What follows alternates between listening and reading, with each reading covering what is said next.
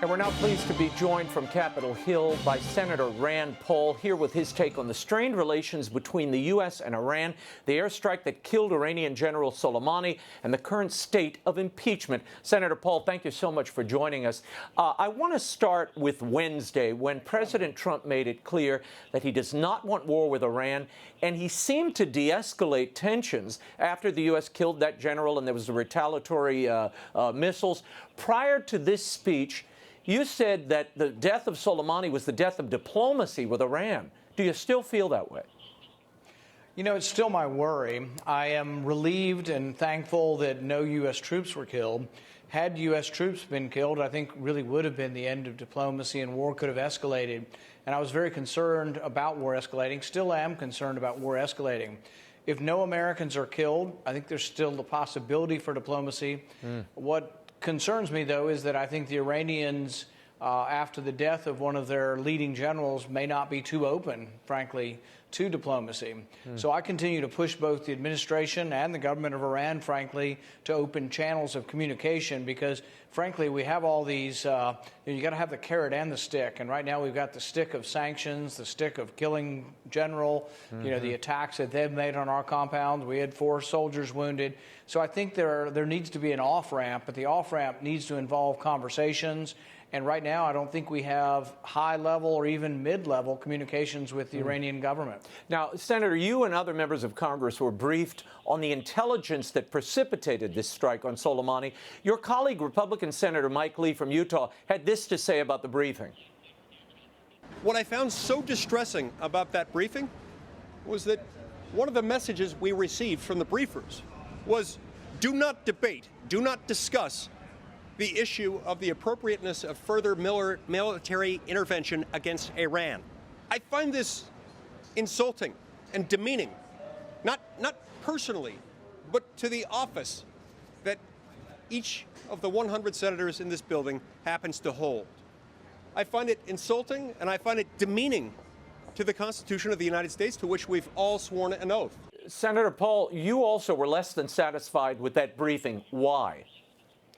Well, you know, I agree with Senator Lee that, you know, I think we're a mature country. I think we're mature enough to have a debate over the Constitution. Look, this debate isn't new. We've been debating really since Truman took us to war in Korea and LBJ in Vietnam. We've been debating whether or not a president can do this unilaterally or, as our founding fathers indicated and the Constitution indicates, it should take a vote of Congress. So this is not a new debate, and I actually don't take it very personally. I'm still a supporter of President Trump. I will campaign for President Trump. I have campaigned for him. I think he's shown actually remarkable restraint in many areas of foreign policy. But that doesn't mean that I believe that any president should have carte blanche to have war with a new nation. Today, and in our briefing, the Trump administration is saying that their justification for war or for killing the general or for anything they do in Iraq is from 2002 when Congress voted to let the president go after and kill Saddam Hussein. Well, I think it's ridiculous on the face of things to argue that a war against Saddam Hussein is the same as any kind of war that's going on down in Iraq.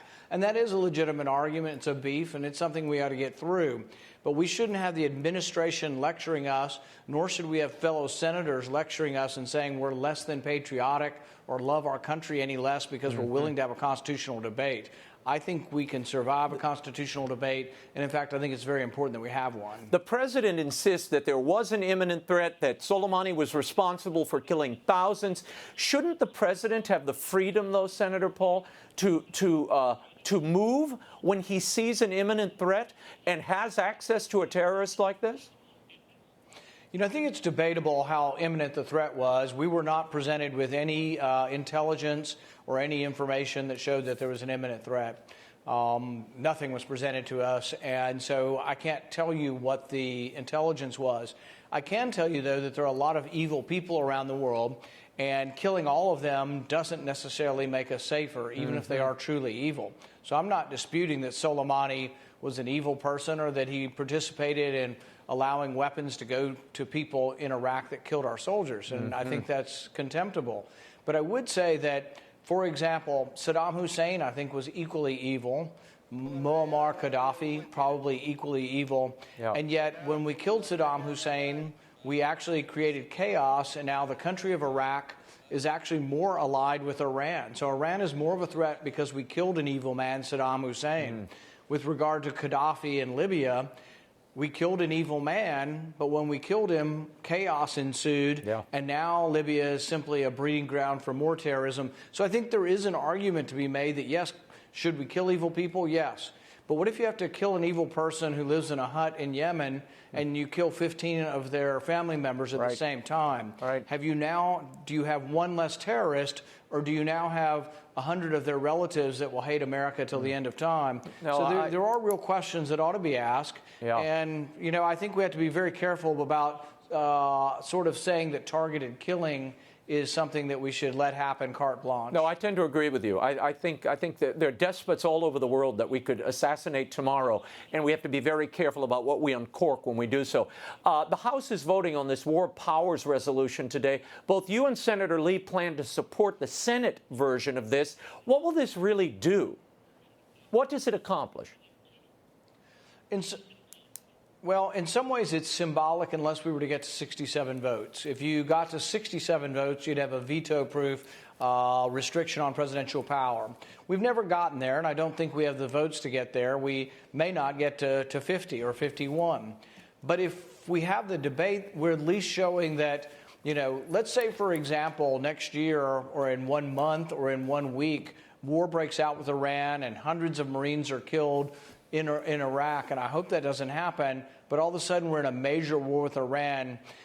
I will feel better that there's been some debate and some discussion. I will force more debate and discussion because I think, our lives are precious. War is a terrible thing. War should be the last resort, and there should be every effort to have a debate before we go to war.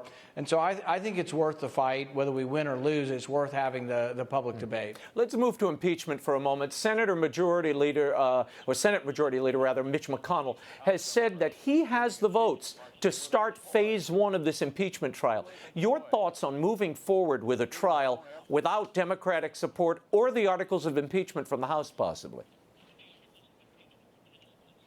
I think some of this has been misreported. He says he has the votes when they send over the impeachment articles.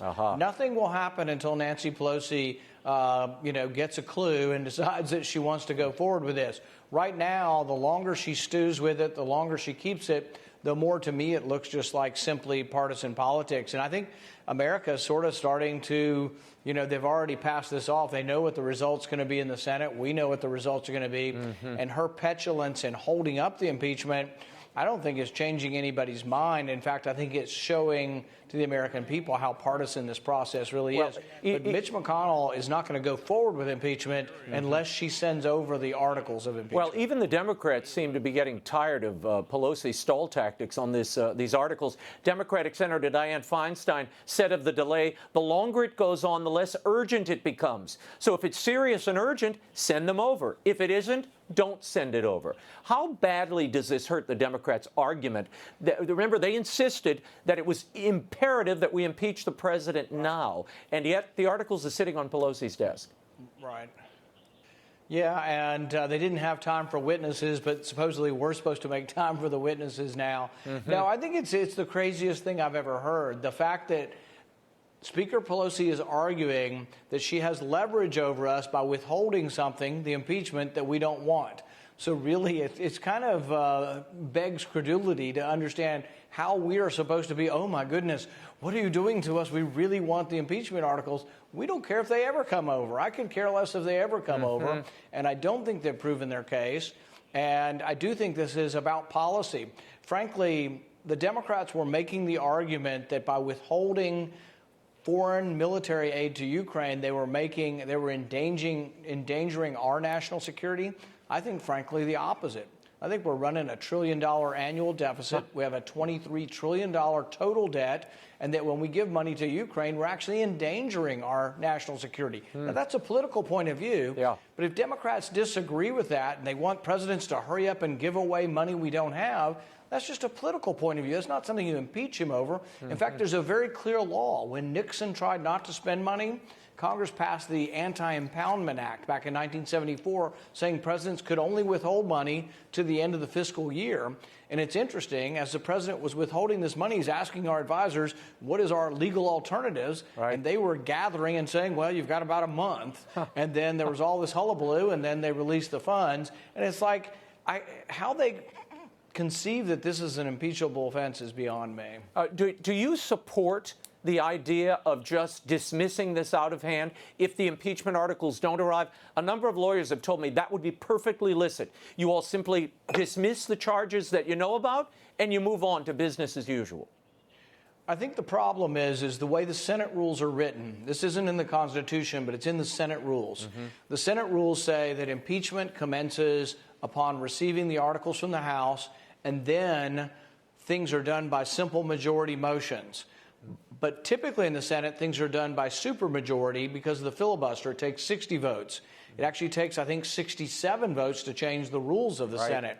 So really none of this can happen. We cannot start the impeachment unless 67 voters, 67 senators vote to change the rules, or unless we decide to have the nuclear option to change the rules so we can get impeachment, which to me would be kind of ridiculous. Why would we want to, use the nuclear option just so we could get the impeachment quicker? Yeah. I don't care if it ever comes over. Frankly, I think they politicized it so much they wouldn't let the president have witnesses.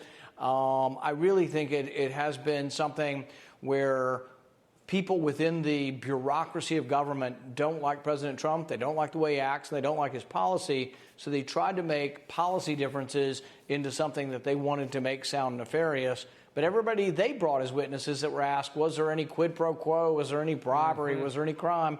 They didn't have a witness that could ever say there was a crime committed. No. Senator Paul, final question. Do you support having witnesses at that trial in the Senate? For the most part, I think the sooner it's done, the better. Mm-hmm. If the Democrats insist and are able to convince any Republicans to vote with them to have witnesses that they think are damaging to the president, I will insist that the president gets to invite any witnesses he wants in his defense. And I mean any witnesses that he wants. So I've advised the people on our side that are unsure whether they want to allow all these Democrat witnesses or the ones the Democrats want to come forward. You can't have just one side. That wouldn't be fair. So it's either no witnesses or all witnesses. And I mean all witnesses, anybody the president wants to bring. My hope is that we defeat soundly bringing in witnesses, and then I won't offer my amendment to bring in all witnesses.